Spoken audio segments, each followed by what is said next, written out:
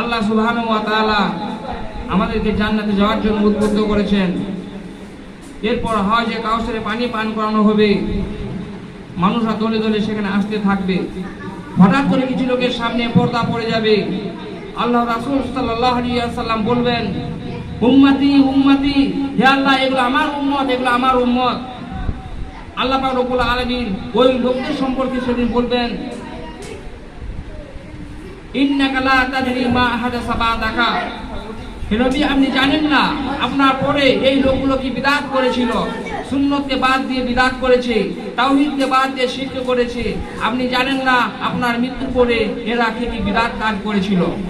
নামাজ রোজার খবর ছিল না, আল্লাহর ফরজ হুকুমগুলোকে এরা পালন করতো না, কিন্তু বিদআত করতে এরা পটু ছিল। আর এই বিদআতিরাই দ্বীনকে ধ্বংস করেছে। আল্লাহ রাসূল সাল্লাল্লাহু আলাইহি ওয়াসাল্লাম এই বিদআত